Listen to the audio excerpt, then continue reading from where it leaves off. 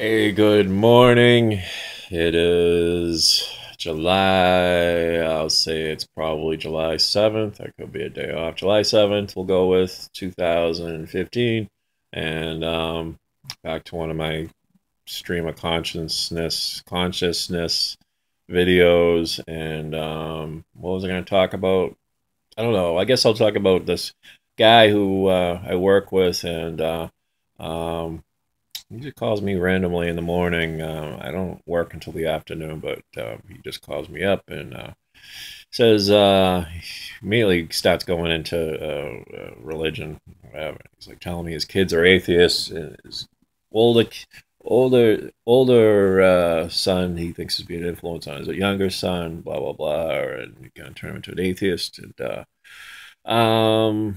so basically, I don't like to even go into really. They say like say don't talk about religion with people or politics. Just leads to fights and arguments. But basically, I mean, they're like teenagers or whatever, so they don't know shit. That's what I told them. But as far as being an atheist, I mean, I'd rather have a kid who's an honest atheist rather than a deceptive, devout, born again Christian. um, I think my views. I'm gonna keep this very short because when you're talking about religion, you better keep it short and sweet. But I think as far as religion goes, and of course, I grew up in a Catholic household. I was an altar boy for about a little over 2 years and went to Catholic school most of my academic career, if you want to call it that. But yeah, I mean, as far as religion goes, I think you just have to take it for what it is. All organized religions, on some level, are have some type of scam going, whether it was with the priest and their little nice little gig there of the molestation stuff, and going back to the other stuff that I grew up with Jimmy. Timmy Faye Baker with the clown makeup and please donate $10 so we can save the world. And she looked like a female clown by the time all that mascara rolled down her face. And that was just all finance, and their whole jet set lives. And I think a lot of and then of course all the beheadings in the name of Allah and all that. That religion has always been used as a tool to keep not only to keep people in line from the beginning of time, to scare people, I think people's greatest fear is death, and thinking that there's nothing after this world. And that very well, hey, who knows? Nobody's come back and really actually told us, except for the guy with the beard. And we don't have, too bad, he didn't come back in this age of YouTube and all that. We'd have all this definitive proof that he was here. And but a lot of that is just stories that have been handed down from generation to generation. And you have to make what you will of that story, and the story of Muhammad, and the story of who's that guy over in India there, the elephants, the Hindus, whatever they believe in. Whatever. But I mean, you have to take it for what it's worth.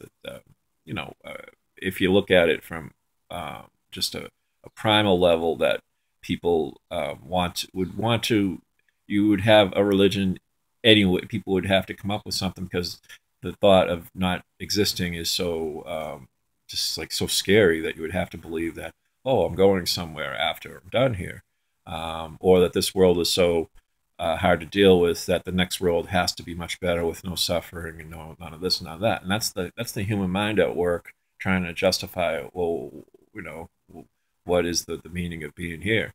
My philosophy would be that this I'm going to make this my heaven, and then I won't be disappointed if there is no heaven, because there will be nothing to be disappointed about after this is over, because there will be nothing. I won't have no any sort of recollection of anything, because I won't even have any type of thing. Now, if there is something afterwards, I'll be pleasantly surprised. But I'm going to do the right thing and do everything that I can to make my life positive and others around me positive, just for the fact that that's just the way I want to live, not because of some sort of some sort of reward for doing the right thing at the end. I don't want to live with that sort of thing, that I'm doing the right thing because, oh well, I get to live forever and I get to run into people that I want to that I miss. I don't want to.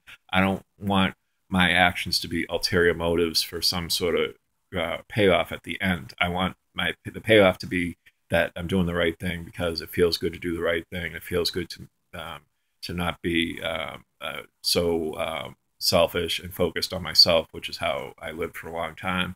Um, but I want to do that because it's just the right thing to do, not because it's there's any sort of thing after that. That don't make me an atheist. That don't make me a devout Christian. That don't make me be coming up to your door at Saturday morning, knocking on your door and wanting to talk for 3 hours and Jehovah. You know what I mean? Um, I think I got a lot of years left. Maybe my thinking will evolve differently on that, but I know for one thing's for sure. I will be whatever beliefs I do come up with somewhere down the road. They won't be broadcast for public consumption. They'll just be my own business and my business alone. So that's my views on that. I didn't tell him all that because I want to. I just said, God, kids, you gotta love them, huh? I didn't tell him I can't stand the little maggots. So anyway, that's my views, I guess, on just life in general and religion. Just be a good person. Make this world your own heaven, no matter how much of a hell it is. There's always ways around it, because I always felt like life was just a hell, and now it ain't. So and a lot of that had to do with just changing my outlook on things. And, I blame a higher spiritual power for that, whatever that may be, and maybe that power is within me, but who knows? I don't think you got to dwell on everything too much. Just try to do the right thing every day, and not only that, it'll keep you out of jail. So that's a plus right there. So all right, enough of that, and I'm done. And as usual, adios.